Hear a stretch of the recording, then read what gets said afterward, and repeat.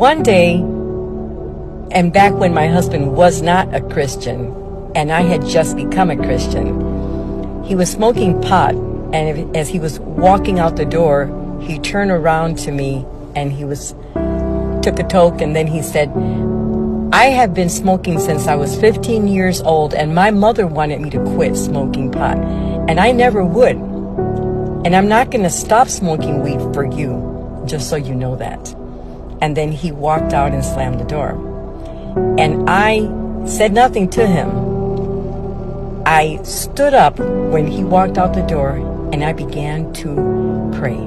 And then I said, devil, how dare you talk to me through my husband? That's not my husband, but I see you.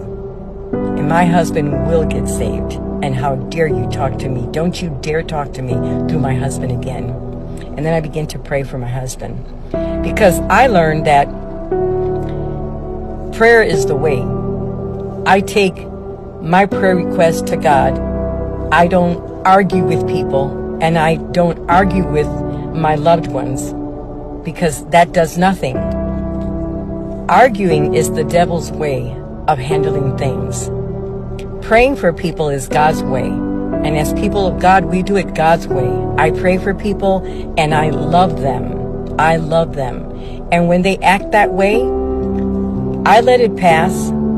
I don't get into an argument, because really I'm arguing with the devil. If they're in darkness, a person's walking in darkness, they're not going to hear God. They're going to hear the thoughts of the devil. And they're going to, whatever thoughts come to their mind, they can't discern that it's not from God, that it's from Satan. They don't know how to discern it because they're not spiritually minded. So they're going to say ugly things to you. And we cannot get offended. We can't be so thin-skinned that we get offended. If we're Christian and the other person's not, we're called to pray for them. If they talk to us that way, they're in bondage to the enemy, and they can't discern when the enemy's using them to talk to us. But we have to be spiritually minded enough to discern that was the devil trying to talk to me through that person. The devil will talk to you through your kids. The devil will talk to you through your boss. The devil will talk to you through a man on the street. Don't get offended, because they don't know God.